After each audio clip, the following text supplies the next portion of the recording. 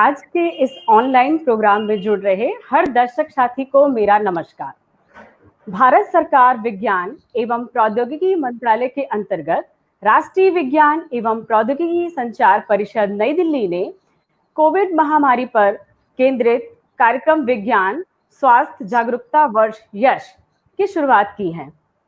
ये प्रोग्राम लोगों में विज्ञान की समझ विकसित करने, उनके स्वास्थ्य के प्रति जागरूकता विकसित करने और उनका व्यक्तिगत स्वच्छता, सोशल डिस्टेंसिंग, स्वास्थ्य के प्रति सुरक्षा, उनके उपाय, इस पर विशेष जोर दिया है। आज इसी विषय को विस्तृत रूप से जानने के लिए हमने ये प्रोग्राम आयोजित किया है। हमारे इस प्रोग्राम की मुख्य वक्ता हैं संध्या वर्मा जी, जो कि नेशनल चिल्ड्रन साइंस कांग्रेस एक जो महत्वपूर्ण गतिविधि है जो भोपाल से शुरू होकर के पूरे भारतवर्ष में संचालित है। आप इसकी स्टेट कोऑर्डिनेटर हैं। मैं अपनी टीम के अन्य सदस्यों श्री ओम प्रकाश पाटीदार जी, जो कि उत्कृष्ट विद्यालय शाजापुर से हमारे साथ जुड़े हैं, श्री शैलेंद्र कशहरा जी, जो कि कमला हायर सेकेंडरी विद्यालय नलखेड़ा से हैं, हम सभी टीम के सदस्य आपका हार्दिक स्वागत एवं अभिनंदन करते हैं। आज के इस कोविड में, इस महामारी से जहाँ के सब लोग जूझ रहे हैं और बच्चे भी इस समय घरों पर हैं, तो इस महामारी में ये जो प्रोग्राम आप ऑनलाइन या ये गतिविधि संचालित की जाती हैं, पर ये जो यश प्रोग्राम आया है, तो इसके बारे में बच्चे जानने के लिए बहुत उत्सुक हैं और हम सब भी जानना चाहते हैं कि इस महामारी में बच्चे कैसे घरों में रह करके इस गतिविधि में भाग ले सकते हैं। इस यश कार्यक्रम की प्लीज विस्तृत चर्चा हम आपसे करना चाहेंगे, तो मैम हमें बताएं। यश कार्यक्रम भारत सरकार के विज्ञान एवं प्रौद्योगिकी मंत्रालय के अंतर्गत राष्ट्रीय विज्ञान एवं प्रौद्योगिकी संचार परिषद संस्था द्वारा विगत वर्ष 2020 में लागू किया गया। पिछला वर्ष हम लोगों ने बहुत ही मुश्किलों का दौर हम सब लोगों के लिए रहा है और इसी को देखते हुए कि लोगों के अंदर इस कोविड को लेकर के किस तरीके से हम हमारे भारत के कोने कोने तक जागरूकता फैला सकते हैं, कैसे हमारे रिमोट एरिया के लोग, शहरी क्षेत्र के लोग इसमें हमारा साथ दे करके आगे बढ़ सकते हैं, और इन्हीं सभी दृष्टिकोण को लेते हुए कि सही वैज्ञानिक सूचनाएं हर व्यक्ति तक पहुंच पाए, इसके लिए ये भारत सरकार का एक कार्यक्रम पूरे देश में लागू किया गया। जी मैम, इस कार्यक्रम के जो उद्देश्य हैं वो थोड़ा सा बताएंगे कि इस कार्यक्रम का क्या उद्देश्य है, किस लिए ये चलाया गया है? सबसे पहले तो कोविड को लेकर के लोगों की बहुत अलग अलग तरीके की भ्रांतियां हैं, बहुत अलग अलग तरीके के लोगों के अंदर विचार हैं। तो लोगों के अंदर किस तरीके की धारणाएं हैं कोविड को लेकर के, उन धारणाओं का हम आकलन कर सकें, तो इसके लिए कई सारे सर्वे प्रोग्राम किए जा रहे हैं। उसके बाद सामान्य व्यक्ति, स्कूल के स्टूडेंट, कॉलेज के स्टूडेंट, आमजन कैसे इस मुहिम में भागीदार बन सकें कि लोगों के अंदर कोने कोने तक हम वैज्ञानिक जागरूकता तक को पहुंच पाए। तो इसलिए सार्वजनिक सहभागिता को प्रोत्साहित करने के उद्देश्य से भी ये कार्यक्रम किया जा रहा है। इसमें इस कार्यक्रम के अंतर्गत यह भी मंशा है कि सभी लोग स्वस्थ जीवन शैली को जिएं और समाज के बीच में स्वस्थ जीवन शैली को जीते हुए कैसे हम वैज्ञानिक जागरूकता को आगे बढ़ा सकते हैं और चुनौतियों और जोखिम का सामना करते हुए लोगों के अंदर किस तरीके से आत्मविश्वास पैदा हो, ये भी एक इस कार्यक्रम का उद्देश्य है। बहुत सारे अंधविश्वास भी हम इस दौरान देख रहे हैं कि लोग मरने को तैयार हैं लेकिन वैक्सीन लगाने को तैयार नहीं है। तो बहुत सारी भ्रांतियां जो कोविड को लेकर के हैं, कोविड की दवाइयों को लेकर के हैं, वैक्सीनेशन को लेकर के हैं, तो ये सारे अंधविश्वासों को भी हम किस तरीके से दूर कर सकते हैं, ये भी एक मंशा इस कार्यक्रम की है। तो कुल मिलाकर के जनसंचार गतिविधियों के माध्यम से हम सभी स्तर पर किस तरीके से जागरूकता पैदा कर सकते हैं, ये इस कार्यक्रम के उद्देश्य है मुख्य रूप से। बहुत अच्छा जी, उद्देश्य है और जन जन तक विज्ञान को पहुंचाना और वैज्ञानिक दृष्टिकोण लोगों तक विकसित करना, उनकी समझ को वैज्ञानिक दृष्टि प्रदान करना इस कार्यक्रम का बहुत अच्छा उद्देश्य है। और जरूर ही इस कार्यक्रम की यदि गतिविधियां सफल तरीके से संचालित होती हैं तो मुझे आशा है कि ये कार्यक्रम हमें एक नई दिशा प्रदान करेगा। मैडम, मैं जानना चाहती हूँ कि साइंस सेंटर ग्वालियर मध्य प्रदेश इसको मध्य प्रदेश के किन किन जिलों में आयोजित कर रहा है? मुख्य तौर पर वैसे तो ऑनलाइन गतिविधियां और ऑफलाइन गतिविधियां दोनों तरह की गतिविधियां इस कार्यक्रम के माध्यम से हम लोग चला रहे हैं। इसमें ऑनलाइन गतिविधियों में तो हम पूरे मध्य प्रदेश को तो शामिल कर ही रहे हैं। हमारी इच्छा है कि अन्य राज्य भी इसमें शामिल हो, तो कुछ सर्वे जैसी गतिविधियां हैं या प्रोजेक्ट जैसी गतिविधियां हैं, उसमें अन्य राज्यों को भी शामिल कर लिया गया है। और वैसे मूलतः यदि हम उम्मीद करते हैं कि आने वाला समय बेहतर हो, जल्दी स्कूल खुले, हम नॉर्मल लाइफ की तरफ आएँ धीरे-धीरे, और जब नॉर्मल लाइफ की तरफ आएँगे, तो हमारी जवाबदारी और ज़्यादा बढ़ जाएगी। तो यदि हमको इसमें परिस्थितियाँ अच्छी रहीं और ऑफ़लाइन गतिविधियाँ करने का अवसर मिला, तो उस कंडीशन में जो ज़िले हम लोगों ने चयनित किए हैं, उसमें भोपाल, होशंगाबाद, बैतूल, हरदा, विदिशा, रायसेन, देवास, इंदौर, धार, बड़वानी, सतना, रीवा, दमोह, उज्जैन, शाजापुर, शहडोल, मंडला, गुना, सिवनी, पन्ना, खंडवा, बुरहानपुर, खरगोन, श्योपुर, आगरमालवा और टीकमगढ़ जिले हम लोगों के इस कार्यक्रम में शामिल रहेंगे। जी मैम। और जैसे आपकी ये योजना जो है इसमें हर जिले से 5 विद्यालयों का चयन किया गया है। तो क्या ये सिर्फ 5 विद्यालय जो चयनित विद्यालय हैं उनमें ही गतिविधियां संचालित होंगी? क्या जो अन्य विद्यालय जो इसमें चयनित नहीं हुए हैं, जिनका रजिस्ट्रेशन इनमें नहीं हुआ है, तो क्या उनमें गतिविधि संचालित नहीं होगी?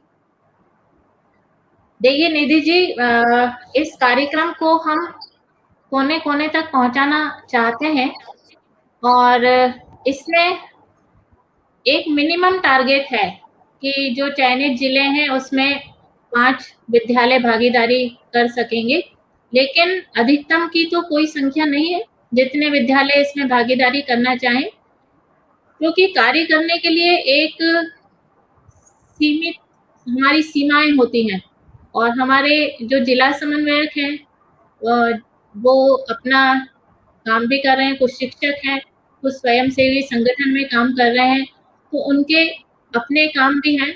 उस बीच में काम करते हुए वो इस काम को भी अंजाम दे रहे हैं।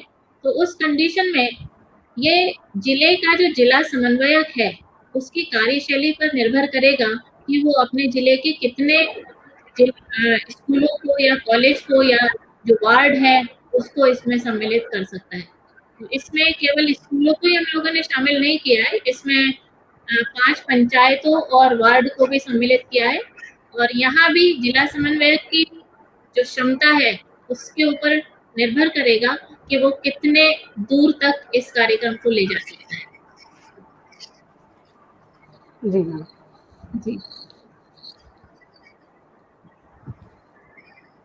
जैसे जो जिला समन्वयक की बात आती है तो मैं पाटीदार जी से क्वेश्चन करना चाहूंगी कि जैसे ये जिला समन्वयक की बात आई तो जिला स्तर पर एक जिला समन्वयक की क्या भूमिका रहेगी, वो गतिविधियों को कैसे बच्चों तक पहुंचाएंगे, कितनी क्या भूमिका रहेगी, कैसे क्या प्रयत्न करेंगे कि जिला स्तर के हर बच्चे तक ये गतिविधि पहुंचे? श्री पाटीदार जी। जी मैम, जैसा कि अभी मैडम ने बताया कि इस गतिविधि का उद्देश्य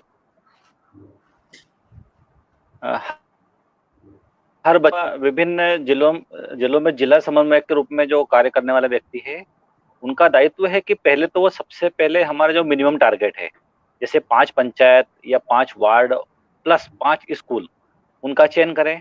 यदि हमें लगता है कि हम और अधिक बच्चों तक पहुंच सकते हैं तो उनकी संख्या बढ़ाई जा सकती है। उन स्कूलों का हमारे द्वारा चयन भी किया गया है, उन वार्ड का चयन भी किया गया है।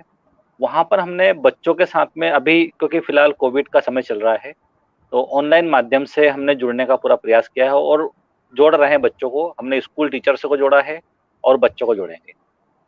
बात आती है, सबसे पहले हम उन टीचर्स की ट्रेनिंग भी करवाएंगे, चाहे ऑनलाइन मोड में होगी संभव इस बार, और उन गतिविधियों को उन टीचर के माध्यम से बच्चों तक पहुंचाएंगे। क्योंकि अ,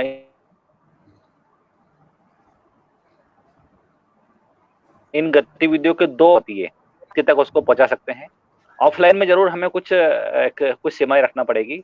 जब भी गतिविधि होगी तो सबसे पहले, जैसे अभी हमने पहली गतिविधि स्टार्ट की थी कि विद्यार्थियों का एक सर्वेक्षण, एक बड़ा व्यापक सर्वेक्षण है जिसमें बच्चे, उनके स्वास्थ्य के संबंध में, उनकी जो ऑनलाइन टीचिंग है उनसे क्या प्रभाव पड़ रहा है, उनके सामाजिक जो परिस्थिति उसमें, उनके मानसिक स्तर में क्या प्रभाव पड़ रहा है, उनको कैसा लग रहा है, उनका शैक्षिक स्तर कैसा है उस गतिविधि के माध्यम से, उसको लेकर अभी एक सर्वे का कार्य हो रहा है। ऑनलाइन सर्वे है और 30 जून तक चलेगा वो, जिसमें बच्चे कुछ सरल से प्रश्नों के उत्तर देंगे और उनके लिए हमने ऑनलाइन सर्टिफिकेट की व्यवस्था भी रखी है कि बच्चों को जिस मेल आईडी को उसमें डालेंगे उस पर सर्टिफिकेट मिलेगा और वो सर्वेक्षण का कार्य पूरा हो जाएगा। उसके बाद में हम चयनित विद्यालयों के बीच में भी कंपटीशन करवाएंगे, साथ ही खुली कंपटीशन भी रखेंगे। इसके बाद में जो भी प्रथम, द्वितीय, तृतीय जो भी स्थान प्राप्त करने वाले बच्चे या टीचर्स होंगे, उनकी जिलों के अंदर कंपटीशन होगी आपस में, ताकि कंपटीशन की भावना से बच्चे और ज़्यादा उसमें सहभागी बन सके। बाद में जैसा भी राज्य स्तर से हमें निर्णय प्राप्त होगा, निर्देश प्राप्त होगा कि उन गतिविधियों को हम विभिन्न जिलों के जिला समन्वयक राज्य स्तर तक भेजेंगे और वहाँ पर भी कुछ गतिविधियाँ आयोजित की जाएगी। इसके जस्ट बाद में एक और प्लान अभी है कि एक एकल गीत या समूह गीत प्रतियोगिता, क्योंकि अभी लॉकडाउन की स्थिति लगभग पूरी तरह क्लियर नहीं हुई है, तो हम इसे ऑनलाइन मोड में ही करवाएंगे। और जो भी गतिविधि के संबंध में राज्य से निर्देश प्राप्त होंगे तो हम जिला समन्वयक के रूप में अपने जिले के उन चयनित विद्यालयों, चयनित वार्डों के साथ साथ अन्य विद्यालयों में जहां हमारा संपर्क है वहां तक उसको पहुंचाएंगे और हम प्रयास करेंगे कि अधिकतम जिले के हर बच्चे को उसका लाभ मिले। तो इस प्रकार से हम जिला समन्वयक की भूमिका को देखते हैं और हम प्रयास भी करेंगे कि यस प्रोग्राम जन जन का प्रोग्राम बने और इसके माध्यम से बच्चे अपने स्वास्थ्य के प्रति, शिक्षक अपने स्वास्थ्य के प्रति जागरूक हो सके और न सिर्फ जागरूक हो सके बल्कि एक एम्बेसडर के रूप में काम करे, अपने परिवार को, अपने गांव को भी वो जागरूक बनाए और जो जो भ्रांतियां हैं उनसे स्वयं भी बचेंगे और हमारे समाज को भी बचाने का प्रयास करेंगे। तो यूँ कहे कि जिला समन्वयक की एक महत्वपूर्ण भूमिका है। जिला समन्वयक की सक्रियता पर निर्भर करता है कि उस जिले में गतिविधि कहाँ तक पहुँचती है। जी जी संध्या मैडम, मैं आपसे एक प्रश्न पूछना चाहूँगा। हमारा जो कमला सागर हाई सेकेंडरी स्कूल है नलखेड़ा में, जो कि आगर जिले में है, ये भी यश योजना में जुड़ा हुआ है। तो इसके अंतर्गत मतलब कौन-कौन सी जो इसमें गतिविधियाँ आयोजित की जाएँगी? जी, शैलेश जी। इसमें मुख्य तौर पर हम लोगों ने जो गतिविधियाँ निर्धारित की हैं, वो उसको 6 पार्ट में डिवाइड किया है। पहला इसका मुख्य भाग है कि आओ अपने शरीर को जानें। क्योंकि यदि हम अपने शरीर को ही पूरी अच्छी तरीके से नहीं जानेंगे, तो उससे जुड़ी हुई समस्याओं को किस तरीके से पहचान पाएँगे और उसका निदान किस तरीके से कर पाएँगे। तो इसलिए बहुत ज़रूरी है हर व्यक्ति के लिए कि वो अपने शरीर को जाने। तो ये जो कार्यक्रम है अपने शरीर को जाने, ये 2-3 मोड में करेंगे। इसके लिए एक मैनुअल भी तैयार हो रहा है जिसमें कुछ जानकारियाँ रहेंगी। इसको प्रतियोगिता के माध्यम से भी कराने का हमारा प्लान है कि बच्चे जो शरीर के विभिन्न अंग हैं, उनके चार्ट्स वगैरह बनाएँ और पूरी बॉडी को वो एक साथ किस तरीके से शो कर सकते हैं। वो मॉडल भी हो सकता है, पेपर मॉडल भी हो सकता है या कोई अन्य माध्यम भी हो सकता है। तो पहला पार्ट है हमारा अपने शरीर को जानें। दूसरा, बहुत सारी जागरूकता गतिविधियाँ इसमें हम लोग करने वाले हैं। जागरूकता गतिविधियों में मुख्य तौर पर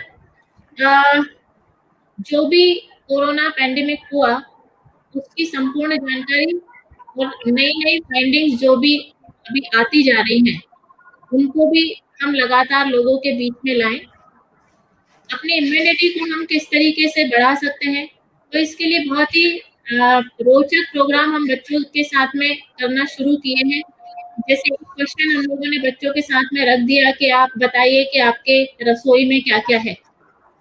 अब रसोई में क्या-क्या है, उसको सारे जो भी खाद्य पदार्थ हैं, उसकी लिस्ट बना कर के बच्चे हमारे साथ में पहुँचा रहे हैं।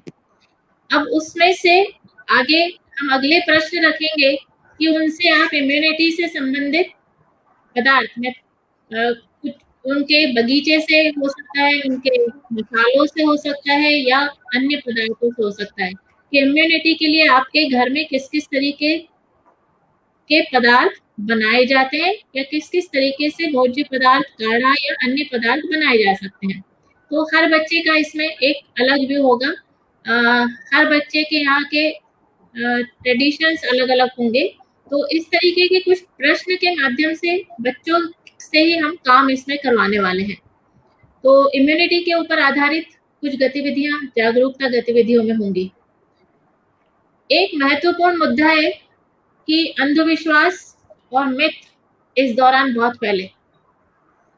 जैसे अभी रिसेंट जो चल रहा है, जैसे कोविड से रिलेटेड तो चलेगा, उसके फैक्ट्स भी सोशल मीडिया पर काफ़ी आए। लेकिन अभी जो चल रहा है वो वैक्सीनेशन को लेकर के, कि मैंने पहले भी कहा कि लोग मरने को तैयार हैं लेकिन वैक्सीनेशन के लिए तैयार नहीं है। मेरी जो मेड है उसको भी मैं बार-बार उसको बोल रही हूँ कि वैक्सीनेशन करा लो, मैं रजिस्टर कर देती हूँ, लेकिन वो इतनी डरी हुई है कि वो जाने को तैयार नहीं है। मैंने उसको यहाँ तक भी कह दिया कि आपको मैं अंदर घर के जब तक नहीं आने दूँगी जब तक आप वैक्सीन नहीं लगा। तब भी वो अभी सोच विचार चल रहा है। मतलब नौकरी भी खो देने को तैयार है लेकिन वैक्सीन लगाने को तैयार नहीं है। अब इसमें जो मिथ चल रहे हैं कि बुखार आता है वैक्सीन लगाने के बाद में, तो वो कभी जाता ही नहीं है, वो हमेशा शरीर में कहीं न कहीं बना रहता है ना? उसके बाद एक मिथ ये भी चल रहा है कि ये तो एक जनसंख्या नियंत्रण का प्रयास है और इससे लोगों के अंदर जो इनफर्टिलिटी, बांझपन वगैरह आएगा, तो ये भी एक मिथ इसको लेकर के चल रहा है। तो इन सबको दूर करने की कहीं न कहीं ज़रूरी है।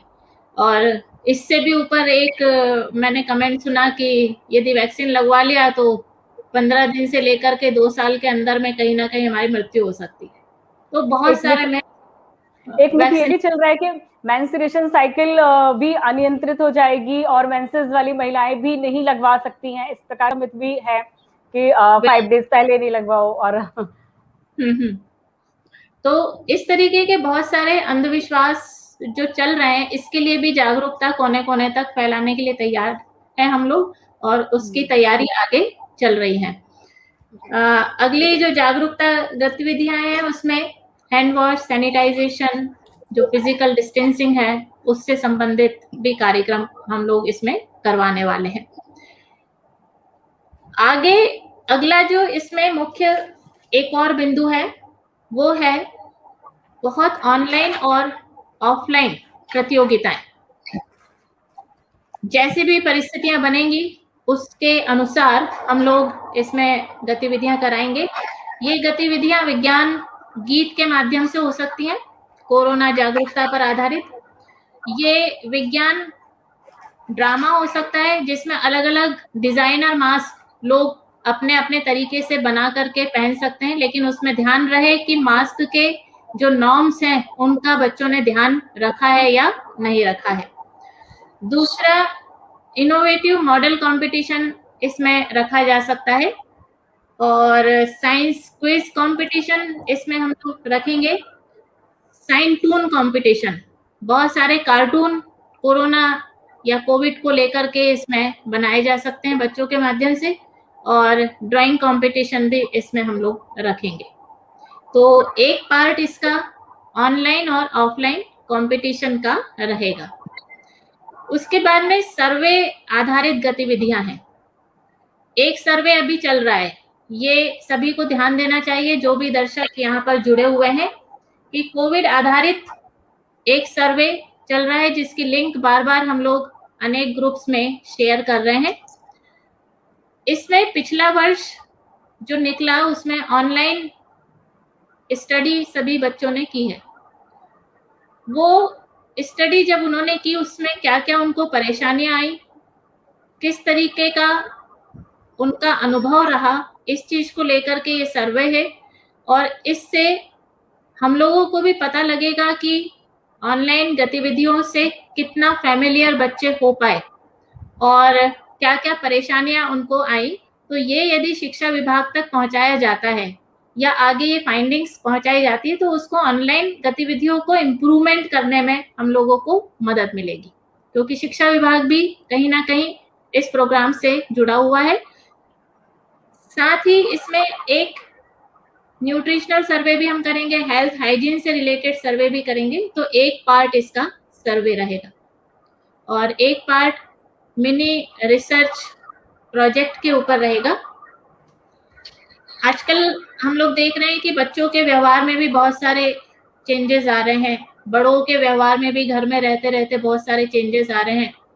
तो सोशियो साइको एनालिसिस करना, साइकोलॉजिस्ट से बात कराना या इस तरीके के सर्वे, केस स्टडी भी की जा सकती है कि जिनको कोविड हुआ तो एक व्यक्ति को बहुत परेशानी हुई, एक व्यक्ति को बिल्कुल परेशानी नहीं हुई, तो उसके क्या डेली रूटीन था जिसको बिल्कुल परेशानी नहीं हुई या थोड़ी बहुत हुई, क्या उसने दवाइयाँ खाई, उस तरीके उसको एक्सरसाइज की किस तरीके की उनकी आदतें थी।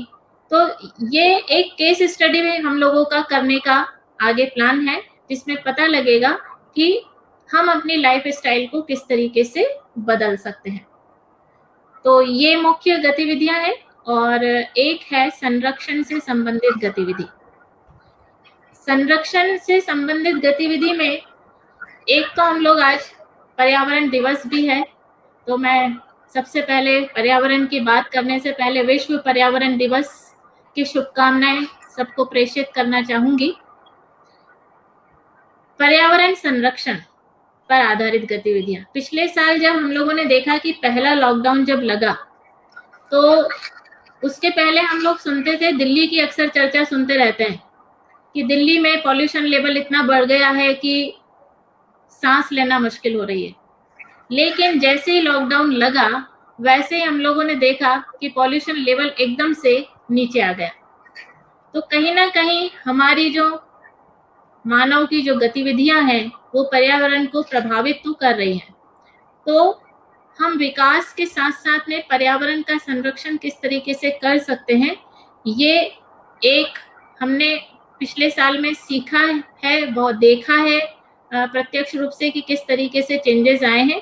तो मेरा एक व्यक्तिगत रूप से ये एक कहना है कि हर वर्ष में 8 दिन का तो कम से कम लॉकडाउन लगना चाहिए, ताकि जो हमारी प्रकृति है वो सांस ले सके, हमसे दूर जा सके वो, और हम लोग घर में उसमें बैठे, और ताकि 2 फायदे होंगे कि प्रकृति खुशहाल होगी और दूसरा जब हम घर में रहेंगे तो हम अपने परिवार के साथ में हमारा जो कम्युनिकेशन है वो बढ़ेगा। कई साल हुए होंगे जब हम लोगों ने घर में बैठ के इतनी चर्चाएं की होंगी। तो पर्यावरण संरक्षण एक संरक्षण गतिविधि रहेगी। दूसरा एक है जल संरक्षण। जल संरक्षण भी एक बहुत महत्वपूर्ण पॉइंट है। अभी जैसे गर्मियों में कई जगह लोगों को पीने को पानी नहीं था, लेकिन हम कह रहे हैं कि हर आधे घंटे में आप हैंड वॉश कीजिए, कहीं भी बाहर से आ रहे हैं तो आप नहाइए। तो जब हम पहले जिस तरीके से रहते थे तो हैंड वॉश की आदतें हमारी उस तरीके से नहीं थी। अब हर व्यक्ति यदि जॉब पे जा रहा है तो 2 बार नहा रहा है, तो पानी का जो उपयोग है वो लगातार बढ़ा है। तो पानी का संरक्षण भी किस तरीके से इन्हीं परिस्थितियों को लेते हुए किया जा सकता है, इस पे ऊपर भी आधारित गतिविधियां इसमें करेंगे। साथ ही एक है हमारा परंपरागत ज्ञान जो है, जो फैला पड़ा है। पिछले साल में हम लोगों ने खूब काढ़ा बना करके पिया है और बहुत सारी ऐसी रेसिपी बनाई है जिससे हमारी इम्यूनिटी बढ़े। बहुत सारी ऐसी चीजें पढ़ी हैं, जैसे मोरिंगा का यूज बहुत बढ़ा है कि सहजन की पत्तियां यदि हम खा लें तो हमारी इम्यूनिटी काफी बढ़ती है और बहुत सारे रोगों में उसका उपयोग किया जाता है। तो जो ये हमारा परंपरागत ज्ञान है उसका कहीं ना कहीं डॉक्यूमेंटेशन होना चाहिए, तो उसके भी संरक्षण की जरूरत है। तो मुख्य तौर पर ये 6 तरह की गतिविधियां इसमें यश प्रोग्राम के अंतर्गत कराने का अभी आगे प्लान है, जो लगातार हम लोग एक एक गतिविधि अपनी वेबसाइट पर डालते जा रहे हैं और ग्रुप्स में भी डालते जा रहे हैं। जी मेरी मैम बहुत अच्छी गतिविधियां हैं, यदि निश्चित तौर पर इनका सही संचालन होता है और ये गतिविधियां हर विद्यालय में बल्कि हर व्यक्ति इनको करता है और इनकी उपयोगिता को समझता है, तो निश्चित ही है कि ये यश प्रोग्राम तो ठीक है, हमारी प्रकृति एकदम संरक्षित सुरक्षित जरूर हो जाएगी। जो इन्वायरमेंट प्रदूषित हो चुका है, जो आपने बहुत सही बात करी कि हर साल कम से कम 8 दिन का लॉकडाउन होना चाहिए, क्योंकि हम प्रकृति के साथ में लगातार छेड़छाड़ करते रहते हैं। इस लॉकडाउन में मानव ने प्रकृति के साथ छेड़छाड़ नहीं की, तो प्रकृति ने भी भरपूर जी भर के सांसें ली। और बहुत अच्छा आपका कहना था। इसी के साथ में हम लोग भी ऐसे जो मसाले वाली बात आई आपने कहा, तो हम लोग भी कुछ गतिविधियां संचालित करते रहते हैं कि हमारे घर में जो मसाले होते हैं उनमें भी बहुत सारी औषधियां पाई जाती है जो इम्यूनिटी पावर को बढ़ाती हैं। पाटीदार जी इसके बारे में थोड़ा विस्तृत जानकारी देंगे, जो हम लोग ने गतिविधि संचालित की थी, आपको जरूर पसंद आएगी मैम। और वो जैसे कहते हैं कि इम्यूनिटी एक दिन में नहीं तैयार होती, इसके लिए हमें हमेशा अपने रूटीन को उस अनुसार ढालना पड़ता है। हमारे खाने का तरीका, हमारे सोने का उठने का तरीका और हमारे व्यायाम करने का तरीका, योग करने का तरीका, ये हमारे जीवन शैली में हमें अपनाना चाहिए। इसके कारण ही हमारी इम्यूनिटी मजबूत बनती है, हम अच्छे से स्वस्थ रह सकते हैं। मैं उस जो गतिविधि हमने संचालित की थी, मैं पाटीदार जी से कहूंगी कि एक बार उस गतिविधि को प्लीज मैम को भी बताएं और हमारे दर्शकों को भी बताएं, इस समय वो बहुत उपयोगी होगी। जी जी, अभी जब से पिछले वर्ष से लॉकडाउन लगा था, लगातार हम कोशिश कर रहे हैं कि ऑनलाइन गतिविधि बच्चों के साथ में आयोजित करते रहें, ताकि बच्चे सोशल मीडिया के जो चक्र है कुचक्र उससे दूर हो सके, लेकिन उसका सदुपयोग कर सके। तो ऐसे ही गतिविधि हमने की थी, मेरे मसाले मेरी औषधियाँ, जिसमें हमें क्या करना था कि बच्चों को हमने मैसेज पहुंचाया था, अपने किचन में जाएगा वो, और जो जो मसाले औषधि के रूप में उपयोग आ सकते हैं उनको एक प्लेट में या जमीन पे कहीं भी रखेगा उसको, और उसका एक फोटो लेगा और कौन कौन सी बीमारियों में कौन कौन से मसाले हम सामान्य रूप से उपयोग कर सकते हैं, ऐसी गतिविधि थी इसमें। और साथ ही मेरा एक प्रश्न भी व्हाट्सएप पे मेरे पास में आया है। अभी कार्यक्रम में हमारे बहुत सारे जिला समन्वयक, जैसे राजेश राठौर जी उज्जैन से, शेख साहिद जी टीकमगढ़ से, हमारे कुछ शिक्षक साथी, ज्योति तिवारी मैडम उज्जैन से है, सुनीता खाबिया मैडम देवास से है, और अन्य साथी हमारे शाजापुर से श्री प्रदीप जायसवाल जी है, कौशलेंद्र सिंह जी हम रीवा से है, अनूपपुर से, और भूपेंद्र वर्मा जी रीवा से। इन सबके मन में एक प्रश्न जरूर होगा कि बच्चों से हम गतिविधि करवाएंगे, लेकिन बच्चों को क्या प्रोत्साहन मिलेगा, क्या इस गतिविधि में बच्चों के लिए कोई पुरस्कार है, कोई सर्टिफिकेट है, या उन्हें अपना व्यू देना है। तो ये हर व्यक्ति के मन में प्रश्न है, हर शिक्षक के मन में प्रश्न है, क्योंकि शिक्षक जब गतिविधियों को बच्चे तक लेके जाएंगे तो बच्चे पहला प्रश्न करते हैं कि हमें क्या मिलेगा। तो साथ ही मैं मैडम से भी जानना चाहूंगा कि इसमें हमने बच्चों के संबंध में उनको प्रोत्साहन देने के लिए क्या क्या योजनाएं बनाई है, हम किस प्रकार से उनको प्रोत्साहित कर सकते हैं। बिल्कुल, बहुत अच्छा प्रश्न है पाटीदार जी आपका ये, और बच्चों को तो प्रोत्साहन मिलना ही चाहिए। इसमें हर गतिविधि में, जैसे ऑनलाइन सर्वे अभी चल रहा है, तो उसमें जो भी पार्टिसिपेंट उसको पूरा सबमिट कर रहे हैं भर करके, तो उसको हम ई सर्टिफिकेट अगले 1-2 दिन में उसमें उन तक पहुंचना शुरू हो जाएंगे। तो ई सर्टिफिकेट तो जितनी भी ऑनलाइन गतिविधियां होंगी उनके दिए ही जाएंगे।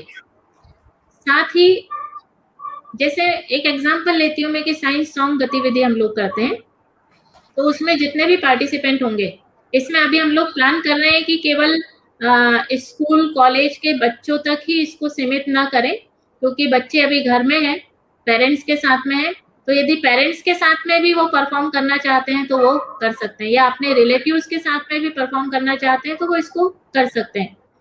तो जितने भी पार्टिसिपेंट होंगे उनको ई सर्टिफिकेट तो दिए ही जाएंगे, साथ ही जो अच्छी प्रविष्टियां होंगी या जिनकी प्रस्तुति अच्छी रहेगी उनके लिए हम लोगों ने हर प्रतियोगिता में जितनी प्रविष्टियां आएंगी उसके अनुसार पुरस्कार निर्धारित किए जाएंगे। इसमें राज्य स्तर पर तो हम लोग पुरस्कार निर्धारित करेंगे ही, लेकिन किसी यदि जिले से बहुत सारी प्रविष्टियां हैं और एक जिले से 3 ही प्रविष्टियां और एक जिले से मान लीजिए 40-50 प्रविष्टियां आ रही हैं, तो वहां पर जिला स्तर पे भी हम पुरस्कार रखेंगे। और कोशिश है कि ये वाले जो पुरस्कार हैं ये ऑफलाइन मोड में दिए जाएंगे और सर्टिफिकेट भी ऑफलाइन ओरिजिनल सिग्नेचर के साथ में उनको दिया जाएगा। पुरस्कार भी उनको उन तक पहुंचाए जाएंगे और ये पुरस्कार किस फॉर्म में होंगे या आने वाले समय में हमारी जो राज्य कमेटी है वो उसको डिसाइड करेगी। जैसे जैसे प्रतियोगिताएं सामने आती चली जाएंगी वैसे वैसे हम लोग प्रतियोगिता के पुरस्कार भी निर्धारित करते चले जाएंगे। तो कोई भी एक्टिविटी हो, किसी भी तरीके का पार्टिसिपेशन हो, उसमें बच्चे को या पार्टिसिपेंट को, बच्चा हो चाहे बड़ा हो, उसको सर्टिफिकेट जरूर मिलेगा। ये बहुत मैडम एक अच्छी प्रश्न बात आया है प्रदीप जी जायसवाल का। ये प्रश्न पूछ रहे हैं कि क्या विद्यालय के जो शिक्षक है वो इसमें मतलब इसमें भागीदार हो सकते हैं? बिल्कुल, ये जो गतिविधियां हमारे सामने हमने अभी डिस्क्राइब करी हैं सारी, इसमें वो बच्चों और शिक्षकों दोनों के लिए है। मैं तो आम जन की भी बात कर रही हूँ इसमें, कि पेरेंट्स भी, तो शिक्षक तो हमारे साथी हैं, कई सालों से साथ में काम कर रहे हैं लगातार मिलकर के, और साइंस सेंटर को लगातार इस मूवमेंट को बढ़ाने में उनकी भूमिकाएं रही हैं। तो इसमें शिक्षक साथियों के लिए, जैसे विज्ञान की वाली प्रतियोगिता है वो केवल बच्चों के लिए नहीं है, उसमें शिक्षक साथी भी भाग ले सकते हैं, बच्चे भी भाग ले सकते हैं या पेरेंट्स भी भाग ले सकते हैं। इसी तरीके से जो अभी सर्वे वाली गतिविधि चल रही है उसमें भी कोई भी शिक्षक साथी हमारे भाग ले सकते हैं, या आने वाले जो सर्वे हैं उसमें भी शिक्षक साथी भाग ले सकेंगे। और कुछ ऐसी गतिविधियां होंगी जिसको केवल शिक्षकों के लिए ही डिजाइन किया जाएगा, जैसे कुछ संवाद कार्यक्रम हम लोग प्लान कर रहे हैं। आने वाले समय में जब सभी जिला समन्वयकों के साथ में बैठक होगी तो उसमें कुछ और एक्टिविटीज इसके आधार पर डिसाइड की जाएंगी। इसमें एक प्रश्न और सामान्य रूप से पूछा जाता है कि एक्टिविटी हमने प्रारंभ कर दी है राज्य स्तर पर और जिला स्तर पर भी एक्टिविटी हो रही है, लेकिन शिक्षक का जब तक प्रशिक्षण नहीं होगा, जो हमारे जैसे एक जिले में 5 स्कूल है उनके टीचर्स है या बहुत सारे स्कूल के टीचर्स जो इसमें इंटरेस्टेड है, उनको लिए कोई ट्रेनिंग की हमारी योजना है क्या, जिनको हम थोड़ा सा प्रशिक्षण दे दें कि कौन कौन सी गतिविधि कब होगी, कैलेंडर क्या रहेगा, किसमें कौन कौन सहभागिता कर सकेंगे, तो शिक्षक के माध्यम से ग्राउंड लेवल पर बात आसानी से पहुंच पाएगी। तो ऐसी कोई योजना के बारे में हो तो आप बताइए हमें, ताकि शिक्षक भी उससे जुड़ सके। बिल्कुल पाटीदार जी, मूलतः प्लान इसमें ये था, शुरुआती दौर में जब प्रोजेक्ट की शुरुआत कर रहे थे, कि पहले एक मैनुअल बनेगा और उसके बाद टीचर्स की ट्रेनिंग होगी, वॉलंटियर्स की ट्रेनिंग होगी, फिर वो फील्ड में जाकर के एक्टिविटीज करेंगे।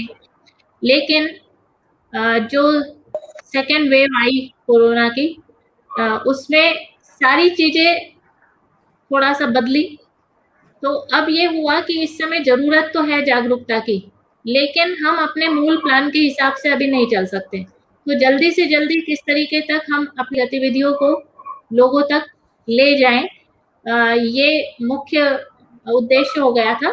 तो अभी हम लोग ये कर सकते हैं इसमें कि हर डिस्ट्रिक्ट कोऑर्डिनेटर अपने अपने जिले की एक जिला कमेटी बना ले, एक समिति बना ले, उसमें हर जो चयनित विद्यालय हैं और चयनित वार्ड हैं वहां से एक एक दो दो लोगों को उसमें रख सकते हैं। वो शिक्षक साथी भी हो सकते हैं, एनजीओ वर्कर्स भी हो सकते हैं।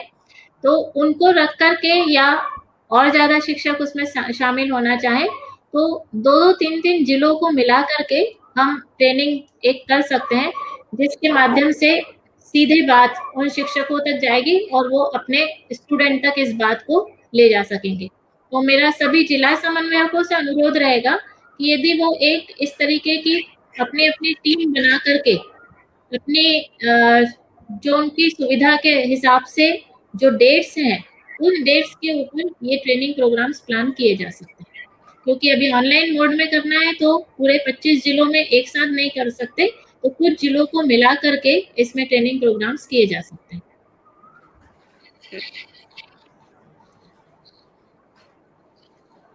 तो निश्चित रूप से हम आगे इस जिला समन्वयक के रूप में ऐसे ट्रेनिंग की कोशिश करेंगे कि सभी जिलों की ट्रेनिंग हो जाए।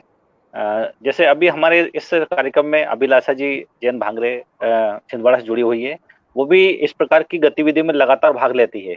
तो ऐसे अन्य शिक्षक जो है, जो खुद अपने आप में काफी टैलेंटेड है और उनको इन चीजों में काफी इंटरेस्टेड है, तो क्या वो भी हमारे इस कार्यक्रम से सीधे जुड़ सकते हैं?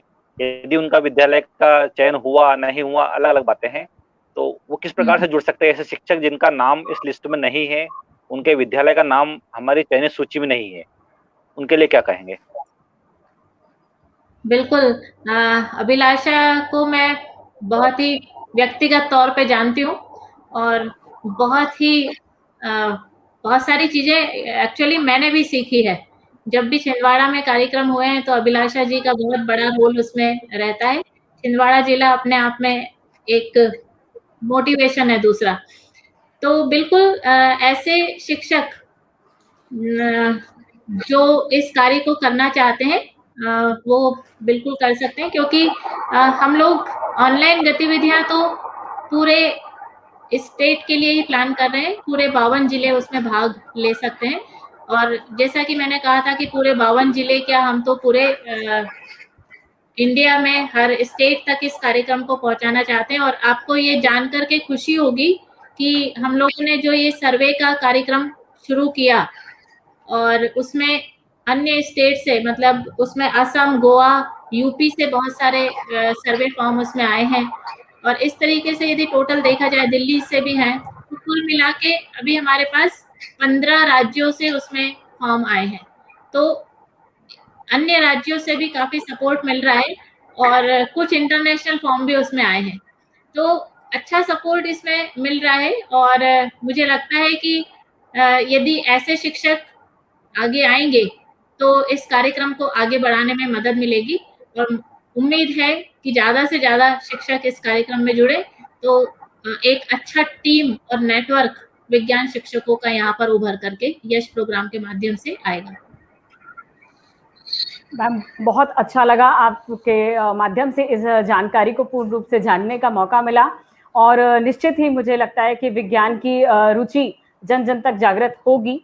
इस पैंडेमिक के चलते लोगों को वाकई मानसिक यातनाओं को झेलना पड़ा, बहुत सारी ऐसी चीज़ों को झेलना पड़ा जो उनका परिवार बिखर गया और छोटे छोटे बच्चे परिवार के बिखरने से भी प्रताड़ित हुए। प्लस इसके साथ में उनका स्कूल विद्यालय उनसे छूट गया, बहुत सारी गतिविधियां उनसे छूट गई। वो घर पे रह करके भी मानसिक मतलब मैं देख रही हूँ उनका चिड़चिड़ापन, उनका बिना वजह झगड़ा करना, ये सारी चीजें समझ में आ रही हैं कि कहीं साइकोलॉजिकल इफेक्ट है। तो इन गतिविधियों के माध्यम से उन्हें एक दिशा मिलेगी, निश्चित ही लोगों को के मन में विज्ञान के प्रति रुचि जागृत होगी, उनके स्वास्थ्य के प्रति सजगता जागृत होगी और आज का हमारा ये प्रोग्राम सार्थक सिद्ध होगा यदि हम जन जन तक इस चेतना को जगा पाए। मैम, आपको बहुत बहुत धन्यवाद कि आपने अपना इतना कीमती समय हमें दिया और इस प्रोग्राम को पूरा सबके बीच में रखा, विस्तृत जानकारी दी लोगों तक निश्चित ही और शिक्षकों तक जो हमारे इस कार्यक्रम से जुड़े उन्हें निश्चित ही उनकी मन की जिज्ञासाएं पूरी हुई होंगी। धन्यवाद।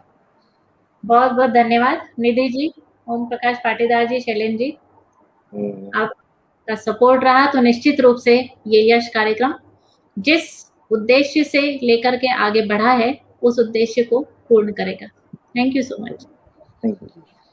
Thank you ma'am.